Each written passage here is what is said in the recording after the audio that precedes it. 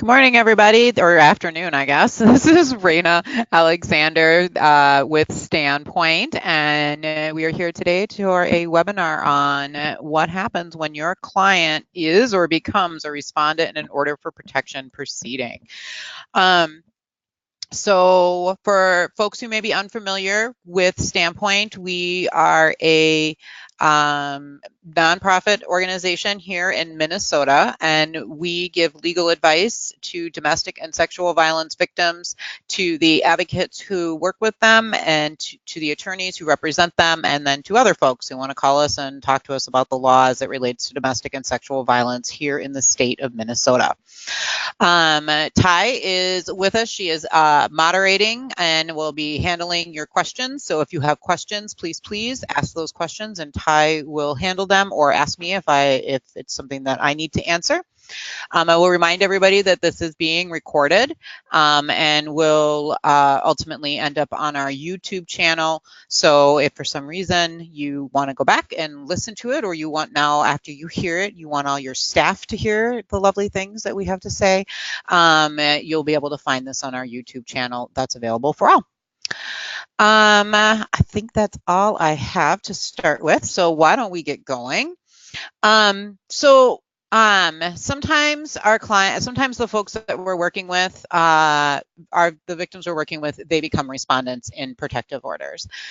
This happens for a variety of reasons. One of the reasons is that we know that batterers like to engage in litigation abuse, and they do that because they want to they want to get what they want, or because we also know that batterers have a narrative of that somehow they are the victim, and whether they really believe that or it's just the narrative that they're using, we're not sure, but it is a reason why sometimes victims become respondents. And then sometimes our clients aren't always the greatest, and victims end up do things that are harassing or abusive, and they may be doing so because they are reacting to violence against them. So, you know, the victim is being strangled, and in that process they scratch their abuser, and then the abuser files for an order of protection saying, look at these cuts on my hands that I received. Sometimes our clients use resistive violence, and it is where they may not necessarily be acting in self-defense, but they are reacting to a situation, or they have reached their point. They're tired of being abused, and that happens sometimes too, where they use violence because they've reached their point. Sometimes that's illegal violence, and sometimes it's still legal violence, but these are reasons that sometimes victims end up being respondents in protective orders. So what do we do if we're working with a victim and they end up becoming a respondent, or they come to you and you haven't worked with them before, and they come to you and they say that their abuser has filed a protective order against them and they're looking for your help? I think first of all, the question is going to be, I think agencies need to be having conversations about how are you going to handle this, and having those conversations about whether or not you're going to provide this particular type of support. And many organizations have had those conversations and made those decisions, and many organizations provide those supports to victims who become respondents. But it's a conversation to be having within agencies and making sure that there's thought process. Then the next question is, especially if it's a new potential client that you haven't worked with, you're going to need to do a conflict check and make sure that you're not helping the other side, or that there hasn't been a time where this victim respondent, you've provided services to the petitioner. And then after all of that, and you start working with them as an advocate, then you need to think about all the advocacy things, right? So the most important thing is victim autonomy, and to be able to help the victim with that, it's providing education about the process of the order of protection. It is helping that victim respondent figure out what are the pros and cons of all of those options, and then allowing the client to make an informed decision, right? So that's what's going to overarch everything that we're thinking about as we talk about the law and the process here. So I also do this training for attorneys, and so you'll see some of that kind of stuff that may show up in this, but I think it's also very helpful for advocacy. So I think, one thing that we often might have to ask is, how do we know if this respondent is the quote unquote real victim? Especially if this is somebody that you have not been working with in the past. And my notes say non-woke people's guts suck. Actually, it says something else at the end of that, but we're just going to leave it at suck. And I think that can be really hard when you work in advocacy for a really long time. You start to develop kind of a gut feeling, which is really hard to explain. And but I'm trying to explain here. So, is the respondent expressing fear, and of what? I find that, batterers tend to be more evasive. They're unable to answer this question. Victims know what they're afraid of, and they're able to articulate what they're afraid of. And of course, if we're talking about an order for protection, we're looking at them to articulate a fear of physical safety, right? Whether they have been physically abused or they've experienced fear of imminent physical harm. But we're looking for some articulation of fear of physical, that there could or has been physical harm. When we're looking at a harassment restraining order, that's going to be a question of safety, privacy, or security. So are they expressing fear? What are they afraid of? And then using your basic advocacy skills. Tell me more about that. What makes you think that? I'm afraid they're going to assault me. Why? Not probably as blunt as that, but tell me more about that. Why, what's making you feel that way? And again, I think a batterer is going to be more evasive to answering those questions or being able to be specific in explaining that situation. When we're talking about trying to determine whether or not your organization is going to provide that service and whether or not, clearly we do not make determinations on whether or not somebody defines themselves as a domestic or sexual violence victim. That's not for us to determine, but we do have the right to determine whether or not we're going to work with somebody. So all things need to be really considered within the totality of the circumstances. Gender is not determinative. The details of the situation are helpful. Thinking about what word choices are being used. Is somebody using self-deprecation? Is there a fair amount of self-blame? We know that victims blame themselves a lot for the stuff that's going on in their relationships. Statements that they should have done something differently. So trying to think through, and again, it's really hard to explain very clearly when you may have somebody who is on the other side, and it can be really uncomfortable for us at times, but trying to figure out if it makes sense for your organization to provide this service. All right, so you've decided that you're going to be working with this client. The next thing is, how are they coming to you and how should you respond? So is the victim coming to you because they've been served with an order for protection? Were they arrested? Was it a dual arrest? Were they solely arrested? And so, right, this leads to two different ways of how a client might be coming to you and maybe having conversations about the possibility of whether a protective order is going to come down. And then the thinking about how should you be helping the client think through what options there are available. So what's the petitioner's motive here in filing? Is it to get custody? Is it to get a jump on the dissolution? Is it because they're fearful? Did the petitioner apply because domestic abuse actually occurred? What's their motive? So figuring out what motive is can be really helpful. The next thing to think about is the client going to file their own order for protection? Are we going to have a counter order? And should they? And we'll talk more about the idea of mutual orders or countering, and is that a good idea or not? But is that something the client is thinking about? And what are the pros and cons of them doing that? Is the client going to request a hearing? And should they? What are the allegations from in the order of protection? And again, this is a lot of what we're going to talk about throughout this presentation today. But what are the allegations? Are the allegations strong enough for the petitioner to get an order for protection? Did the respondent do the alleged behavior, and why?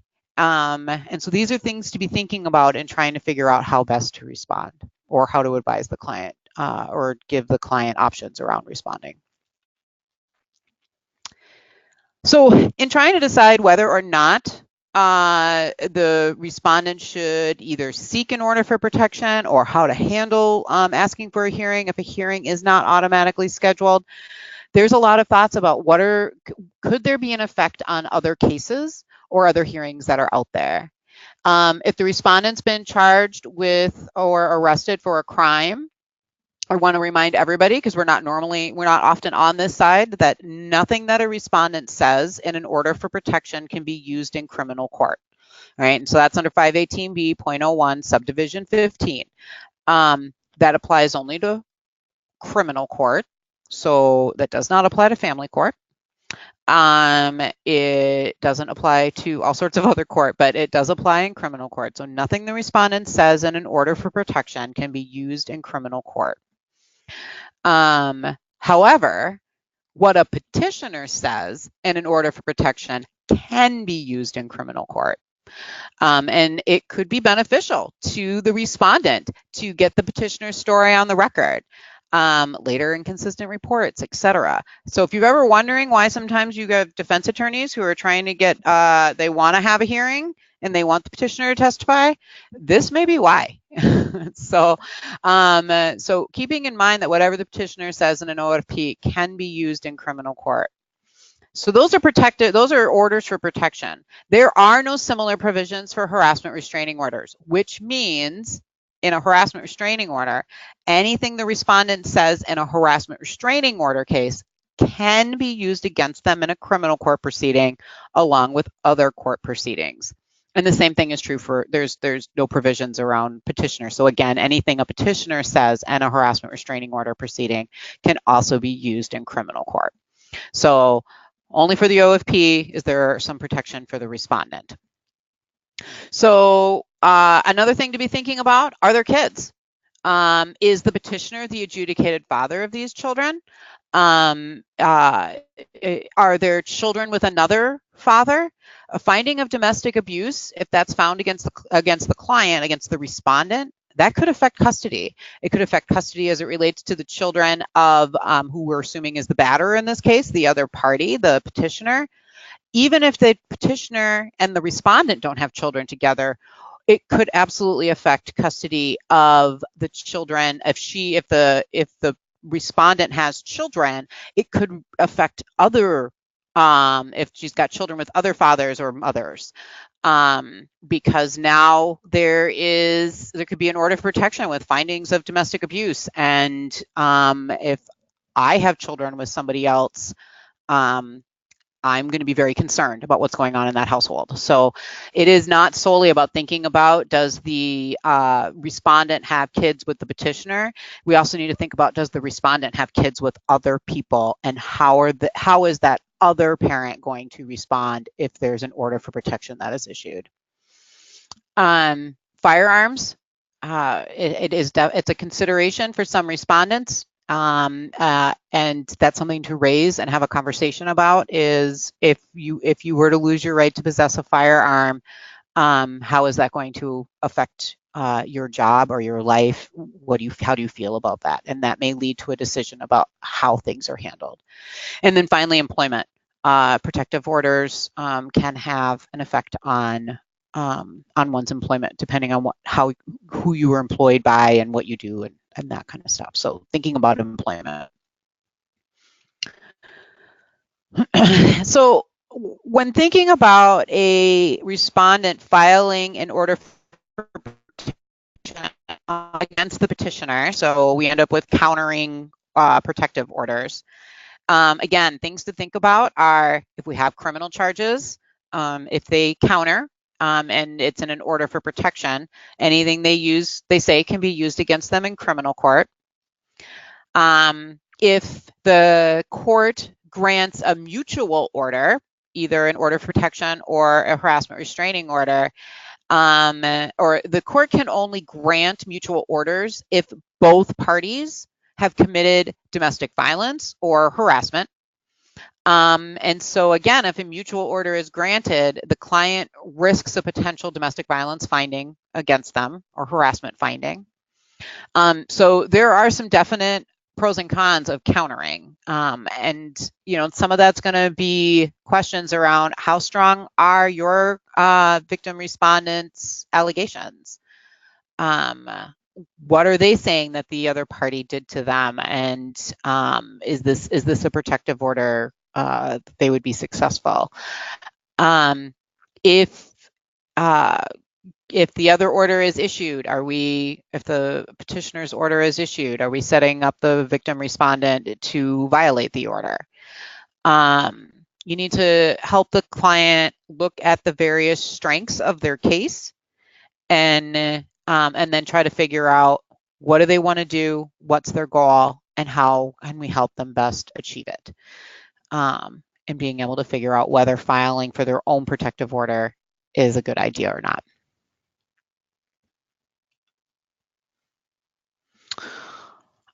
Does the client ask for an evidentiary hearing?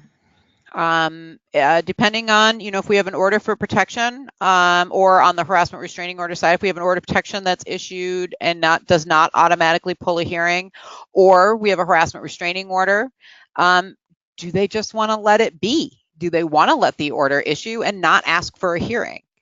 Maybe they don't want to see the petitioner. Maybe they're afraid of the petitioner.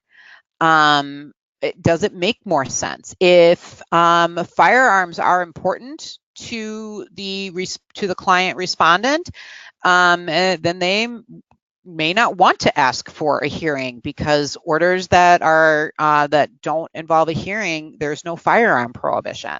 So they may choose that part is more important than the other things that could happen as it relates to a protective order issuing. So they may just want to let it go. And that's a valid decision to make. And so that's something to talk about. Like, do you want to request an evidentiary hearing? Now, that all being said, you got to make sure that you're advising your respondent client about contact.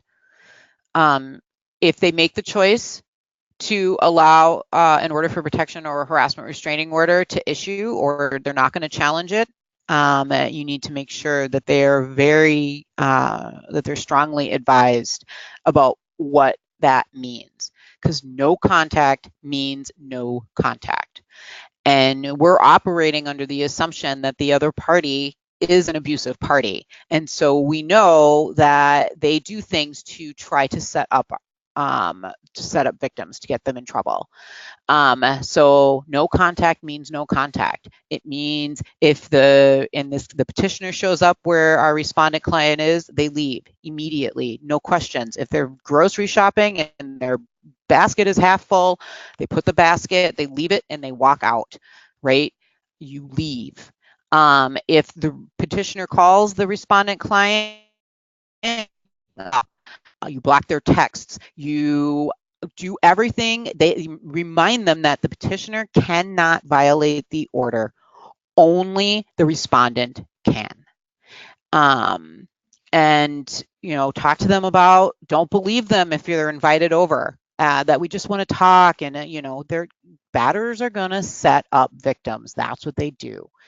And I have my Mr. Miyagi quote from the Karate Kid. Best defense is no be there. Right?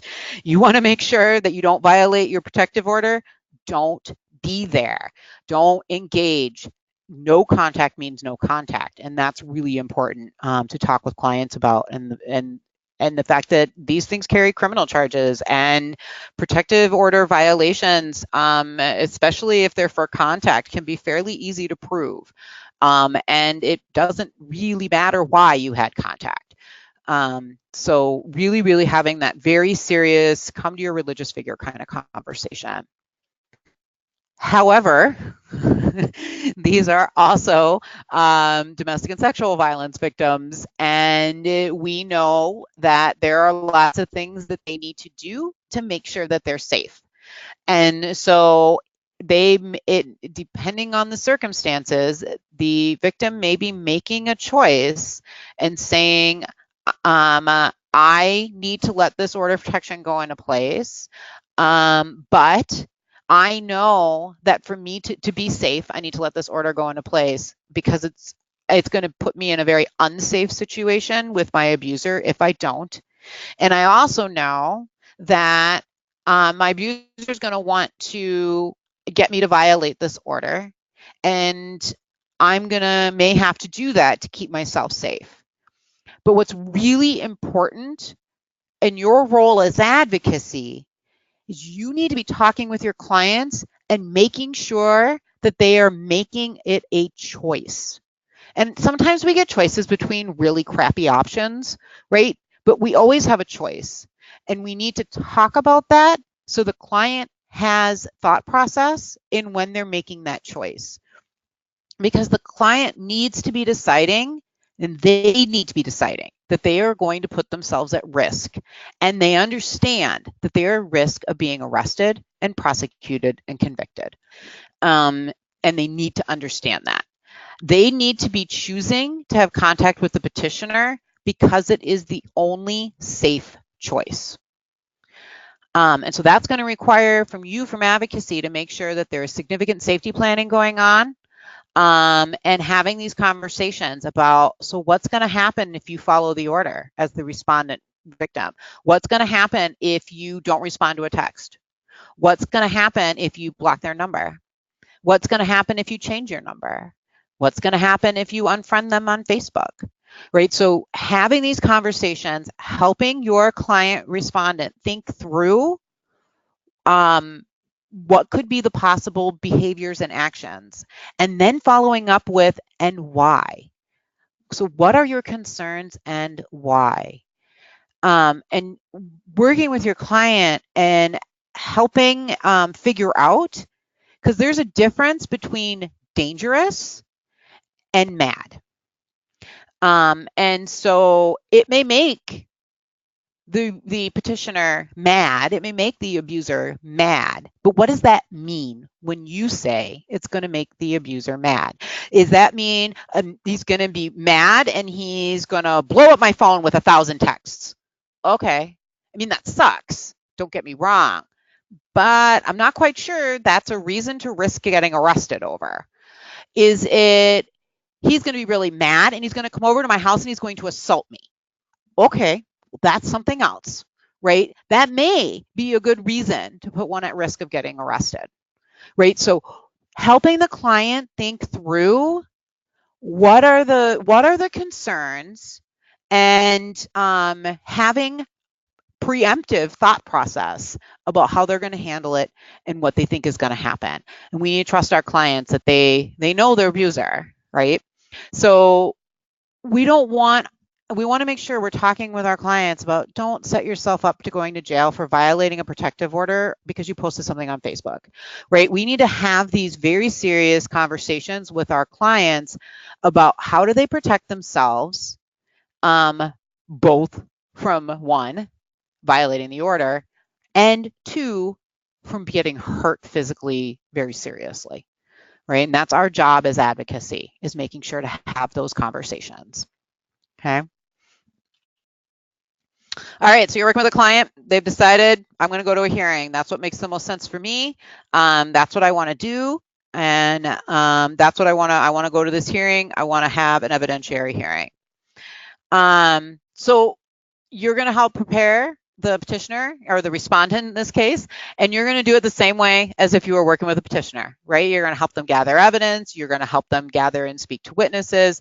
And especially if there are criminal charges pending, or if there's family court stuff that's going on, you help them find an attorney if that makes sense in this circumstance, right? So same thing as if you're working with a petitioner. When you're preparing, it's this, depending on the circumstances, you may be trying to help the client figure out how to prove a negative, right? I mean, it could be, and I've definitely worked on these cases where the respondent is just flat lying, like whole hog made up the whole gosh darn thing. none of it's true. How do you prove a negative? How do you prove that your client didn't, or how does your client prove that they didn't engage in this alleged behavior? So trying to think about things, again, in a similar way of trying to prove that it did occur when you are helping on the petitioner side. Was anybody else present when the incident occurred? Did the respondent client talk to anybody in the aftermath? You know, I mean, there's some other basic stuff about like, well, it couldn't have happened on that day because I was at work, right? I mean, clearly those things. So one, trying to figure out how can you prove that negative. If there was an assault or some sort of interaction that occurred between the abuser and the victim, does the victim respondent, do they have any self-defense claims? Do they have any pictures of their injuries? Can they corroborate their version of the story through injuries or pictures or anything?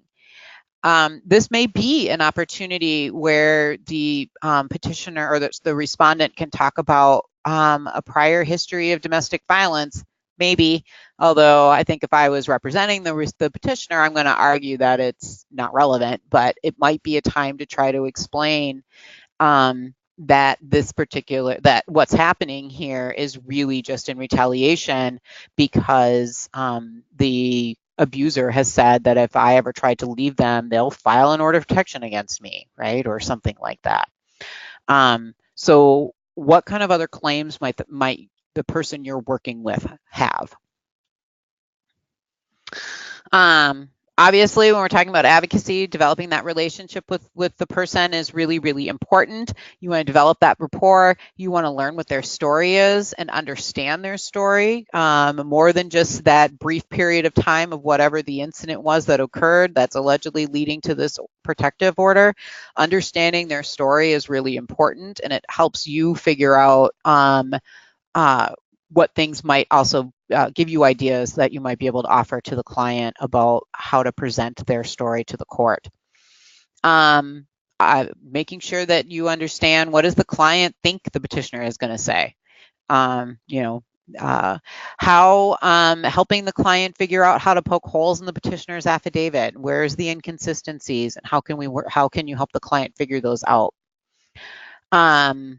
When possible, helping the client prepare for their testimony and helping them prepare for being cross-examined by their abuser. I know I've talked about this in other webinars, but specifically when dealing with cross-examination, when I very rarely cross-examine an abuser. Abusers lie, that's what they do. I'm not going to give them an opportunity to tell any more lies. So I very rarely will cross-examine an abuser. So in this case, if I was respondent, I would very rarely want to cross-examine the petitioner unless I have some sort of very solid evidence. And that may be, you may have a respondent that has prior convictions for domestic assault or has prior arrests for domestic assault. That might be a time where I would I would be asking questions, yes, no questions about have you been arrested for domestic assault, that kind of stuff.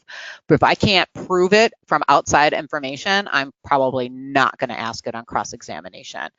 I just had a conversation with a victim who is now a respondent in a order for protection, and I was telling her that you're not going to have a Perry Mason moment. And for those who don't know who Perry Mason is, you're not going to have an Elle Woods moment. I'm not sure. Anyway, you're not going to have a moment where you're cross-examining the witness and the witness is going to crumble and start bawling and admit that they did something. Like, it's not going to happen.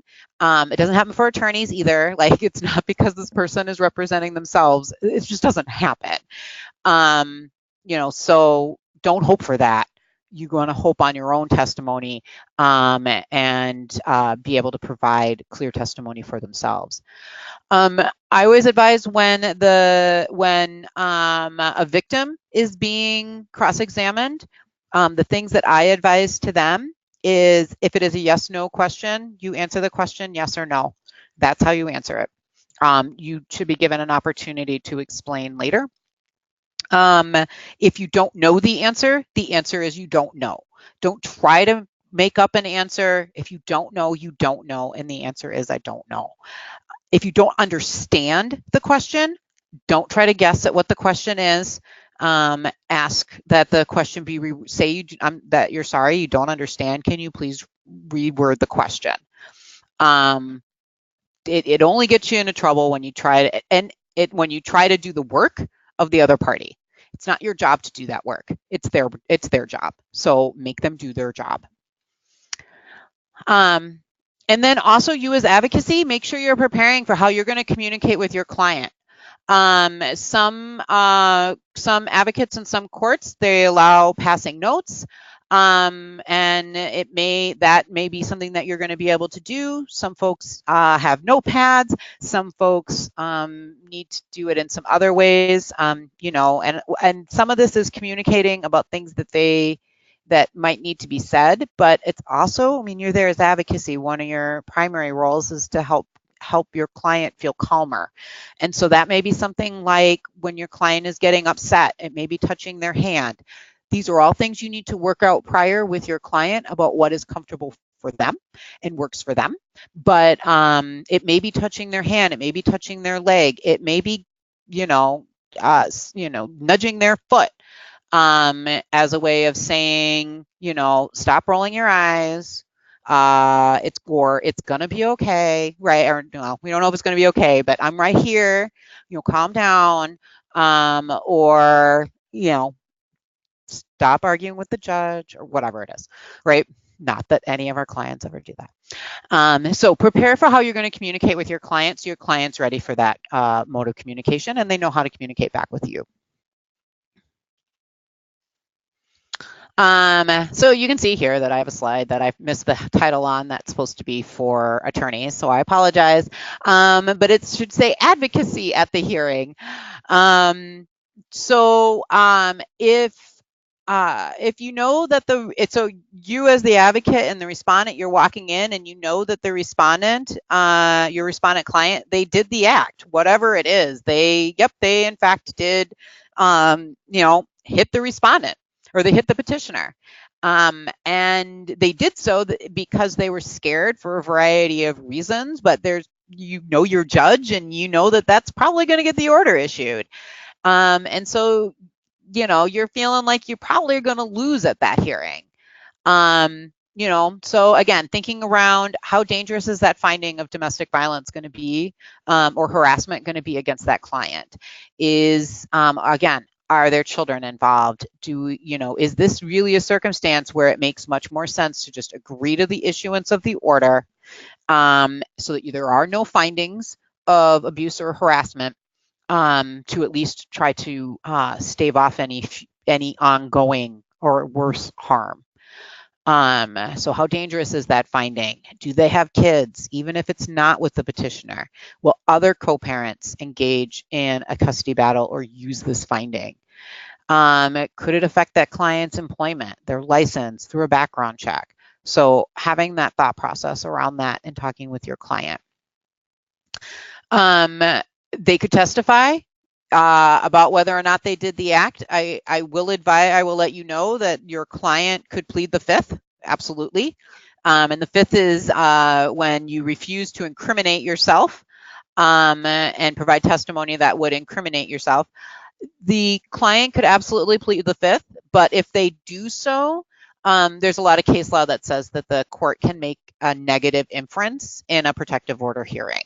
And that means that the court could say, fine, you're pleading the fifth, but I'm going to assume that you're pleading the fifth because it would mean that you would admit to it.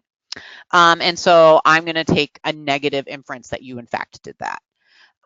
So pleading the fifth in a protective order hearing is not necessarily helpful, especially since in an order for protection, anything the respondent says can't be used against them. But that's not true in an HRO hearing. So they could do that in an HRO, but it's not very helpful. The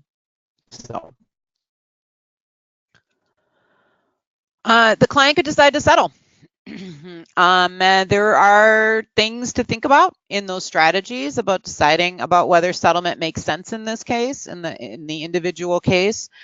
They could agree to settle, and if firearms are something that are particularly important to the client, they could agree to the order issuing, but we're not going to check the no abuse box because, oddly, under both state and federal law, firearm prohibitions don't apply if the no abuse box isn't marked. So that's a strategy if firearms usage is really important to the respondent. The respondent could try to argue that the order isn't necessary to protect the petitioner, that instead, why don't we agree to a no contact order in the family court file, right? So think of all the things that you've experienced when you're on the petitioner side that made you nuts, and then use them if you're representing a respondent, right? So all of those really irritating things when you're like, rah, that shouldn't work that way, just use them now. And it sounds crazy, but it is true. You know, if there are kids, you want to think about an order without findings, so taking that second option to avoid that finding of domestic abuse or harassment, especially if the petitioner's case has legs. Depending on the relief requested, maybe the respondent is fine, whatever, no contact, you know, we don't live together, so I'm happy to stay away. I'm happy, I don't care about, you know, firearms, so no abuse, but, you know, but there's some other things that are problematic. So is there a way to narrow down the relief to make it more reasonable? Or agree to a shorter term protective order?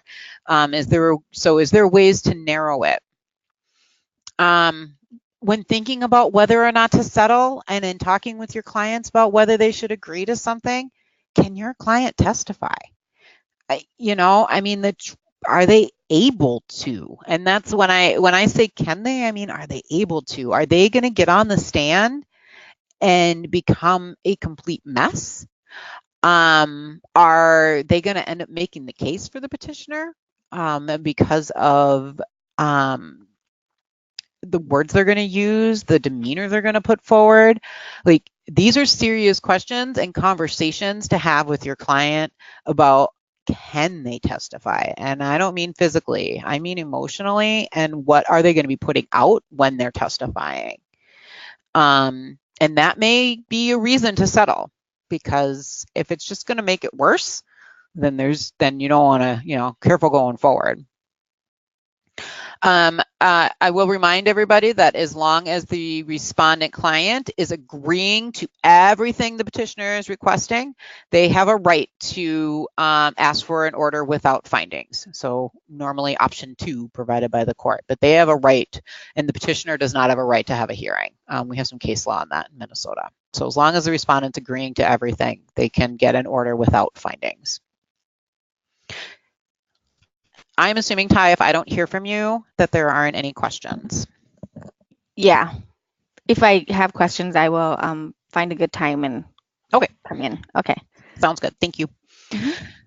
All right. So I did talk about this a little bit already. Should the client cross-examine the batterer? As I said, most often it's no. You don't want to give them a bigger platform, more opportunities to lie. Only cross-examine on things that they have evidence available to demonstrate any falsifications, criminal records, prior order for protection, those types of things. If they are cross-examining, they may want to try to raise credibility issues during the testimony. That can be difficult, but it could be an option.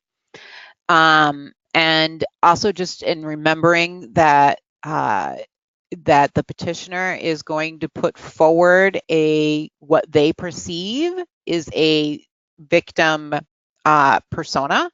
So don't be surprised if the petitioner cries, and don't be surprised when the petitioner lies, because that's what batterers do, whether we're in an OFP or an HRO situation, right? They cry, they lie.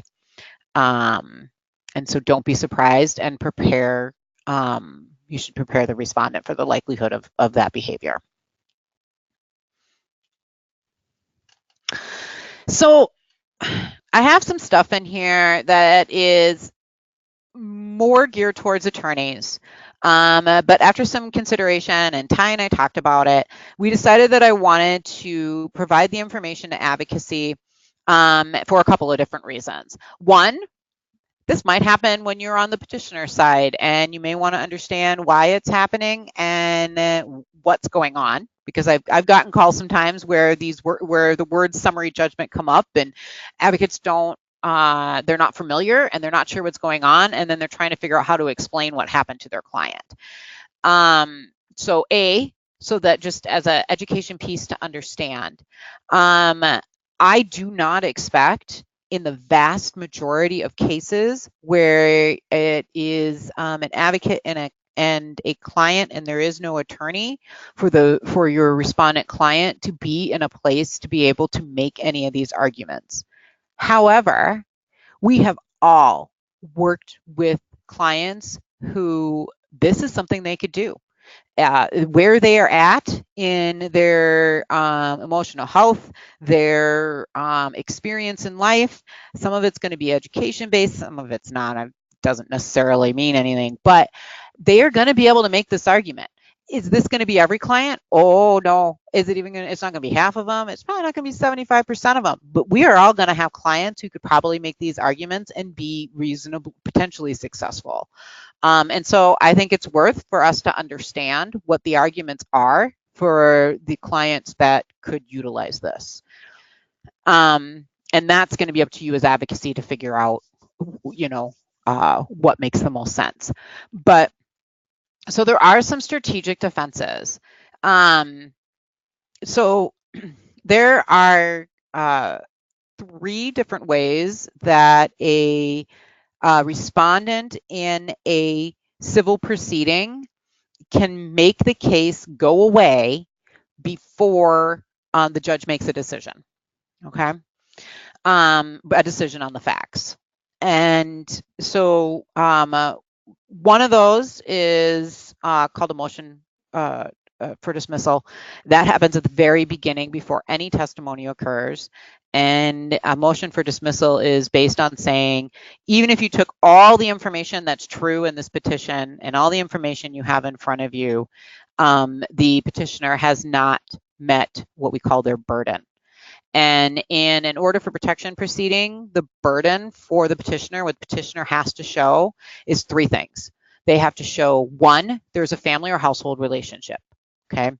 And that person that the respondent is a family or household member, and that the respondent committed domestic abuse as defined under 518B, right? So they have to show that one of the 7 ways that one can be a family or household member is the respondent and the petitioner, and that the respondent committed domestic abuse, one of the 5 forms of domestic abuse under the statute. So you gotta show those 2 things, and the respondent or the petitioner has to show that the court has what we call venue, which is those 4 things that are in sub 3 that say, does the petitioner or the respondent live in this county?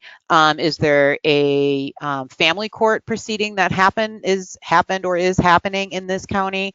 Or did the abuse occur in this county? So you got to show those 3 things: relationship, that abuse occurred, and venue. If the petition, the protective order petition on its face doesn't show those 3 things, then that would be a motion for dismissal.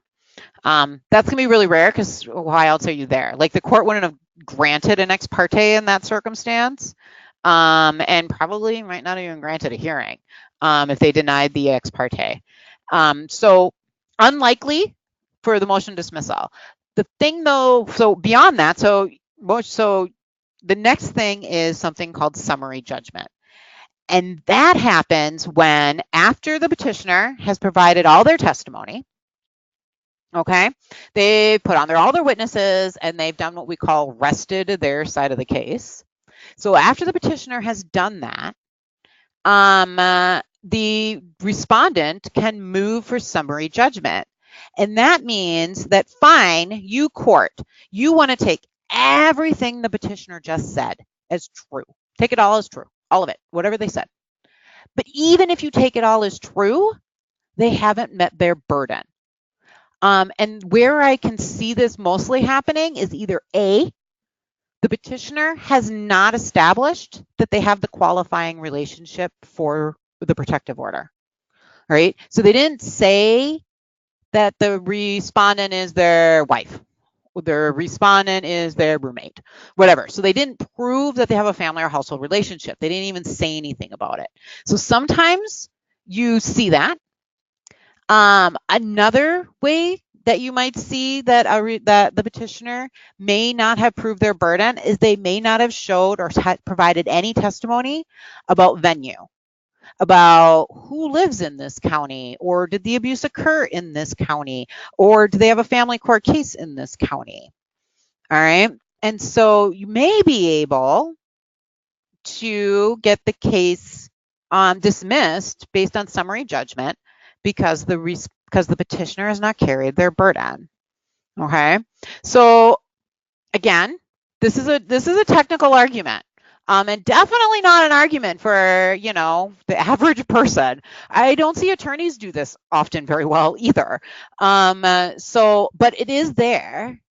And you might have heard this sometimes when you're sitting on the petitioner side. This is why when I talk to you guys about helping clients when they're petitioners, why I'm saying it's so important that you have to prove these things and that the petitioner needs to testify to these things. Because otherwise, if you don't, technically the case could get dismissed on summary judgment. The third way is after everybody testifies, and then the respondent can move for a directed verdict, arguing that the petitioner still has not proved their case. That's also more rare in protective order proceedings. But things to think about. Another thing to think about that doesn't technically fall under summary judgment, but remember that the court has a lot of discretion in whether they can accept incidences of either domestic abuse or harassment if they weren't initially in the petition, often referred to as the four corners of the petition. And we've had some case law that says that the court can hear other things if they so choose, but they can choose not to. And we all know we've been helping petitioners and get caught by, oh, it wasn't in the petition, they can't testify to it. Use that to your advantage also, right? Again, all the frustrating things that happen when you're on the petitioner side, think of those and try to figure out how you can use them when you're working with a respondent.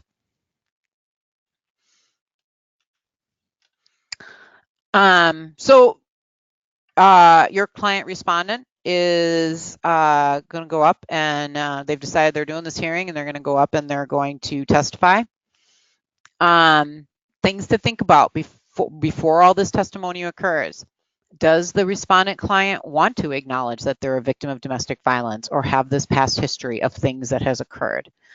They may not be in a place where they're willing to do that for safety reasons. It may not be safe for them to get on the stand and to testify to the fact that the petitioner is abusive to them.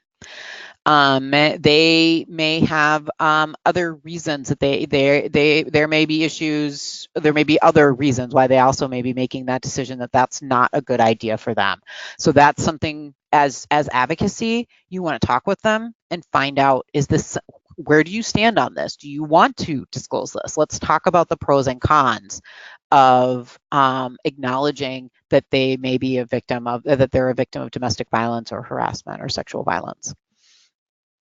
And again, they may need to be cautious about disclosing if there is another co-parent who's not the petitioner who may use this information to raise concerns about the client's parenting, about our client respondent's parenting, right? So they may need to be worrying about another parent, not the petitioner, and how this is going to affect them. So do they want to acknowledge that they're a victim of domestic or sexual violence? Helping the client figure out what's their theory of the case, right? And the theory of the case may be, it didn't happen, I wasn't even there. The theory of the case may be, something happened, but it didn't happen like that. But this is how it did happen. Their theory of the case may be, I did do that thing that the petitioner is saying, but let me tell you why. Because I was doing it in self-defense. I was doing it because I was scared the respondent or the petitioner was going to do X. So help the client figure out what their theory of the case is, and then help the client prep to be able to discuss it, all right, to be able to talk about it to the court. And make sure to be preparing your client to talk in detail, right? When we talk about credibility, when the court is looking at who is credible and when they're trying to find somebody, trying to decide between two people, how much detail somebody can talk in is often one of the things the court is looking at. If you're vague and non-committal and, the things that you're saying don't really fit together, the court may find you are not credible. And I know that it can be extremely painful and difficult for our clients to talk in detail about what's happening. But I can tell you that that can be really helpful in finding them credible. And that's going to be true whether they're the respondent or a petitioner. But helping them figure out how to talk in detail in a way that's comfortable, in a way that is that doesn't put them in danger, but also is able to get the court to hear and see that we have a victim here and not an abuser. So things in that can be helpful also is figuring out, has the petitioner ever threatened to get a protective order against the client? And what were those circumstances that happened in? And are you able to help explain that this is something that the petitioner said that they would do? They told me very clearly a year ago, if I ever left them, they're going to get an order of protection against me so that so I'll lose my job and I'll have to come back, right? And here we are, I left, and within a couple of weeks, petitioner has filed this order for protection against me, right? So do we have these kind of threats? Or I'm going to file an order of protection and have your kids taken away. I'm going to, right? And so trying to be able to prepare to be able to figure out how to get that information out in front of the court to show that this is really in retaliation, or it's really an attempt to control the victim respondent, and get them to return to the petitioner. Okay.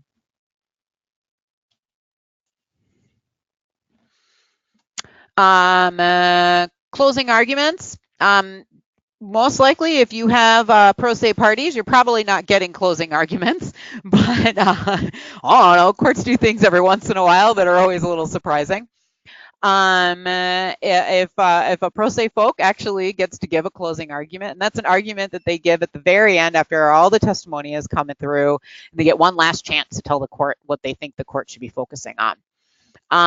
This may be a time to talk about credibility issues, who might be more credible. It's also a time where technically you can remind the court, and again, this is not going to be something for the vast majority of our clients to be able to make this argument, but just being aware that it's one that's there.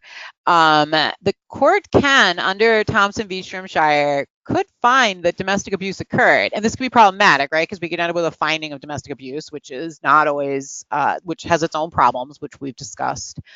But the court can find that domestic abuse occurred, but it's also within the court's discretion to grant the order or not.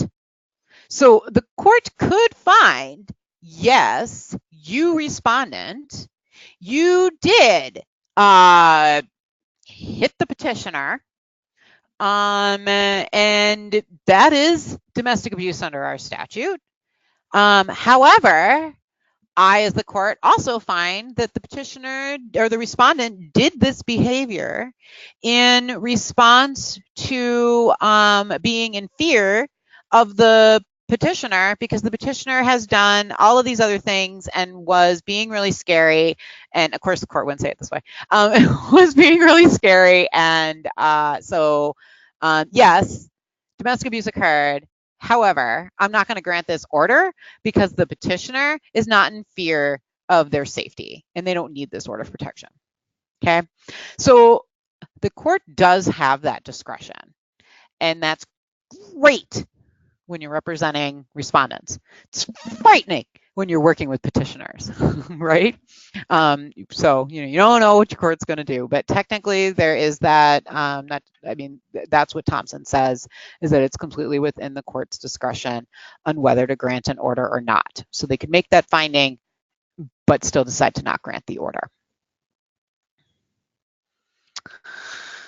All right, and then remember that safety planning is really, really important. Just because they're a respondent doesn't mean they don't need safety planning. So they're still a victim. And then also be thinking about things around like, is the petitioner going to file this action? Is there something else coming down the pike?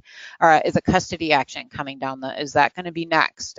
Is there a divorce that's going to be next? And starting to plan for what can happen after this, and helping that client understand and work through and prepare. And then again, if we're at the end of the client decides that they want to have a hearing, and ultimately, if they are not successful at that hearing and the order for protection or harassment restraining order issues, and they now have these no contact provisions, as I stated earlier, again, make sure you go through all of that safety planning around the contact part so that they don't violate this order. Or if they decide to violate the order, that it is a choice that they are making, that they are fully informed and have fully thought through how they're going to handle it, why they're going to handle it that way. So making sure that you're working with clients and that that they have all the tools that they can to make the best decisions. And sometimes they're going to need to make those decisions fairly quickly. And so that's why it's really important to help them have those thought processes before they need to utilize them. And that then they know exactly what they're going to do if that situation presents itself. All right. Well, look at me. I'm Speedy Gonzalez today. Are there any questions? I don't have any questions, Rana. Okay. All right. Well, there's our contact information, folks. Please feel free to reach out to us, to reach out to the attorneys here at Standpoint, to reach out to advocacy here at Standpoint, to talk through any of these issues or any of the other issues. A reminder for everybody, this has been recorded. It will be on our YouTube channel. So if you want to watch it again or watch any of our other, I think we have 17 videos on YouTube. So check out our other videos. Follow us on YouTube. We're trying to get to 100 followers because I guess great and big amazing things happen when you get to 100. So check all that out. And if we don't have anything else, you're out of here a half hour early, and I am amazing. Thank you, everybody. Have a great afternoon, and I look forward to talking with you on the phone some other time. Bye.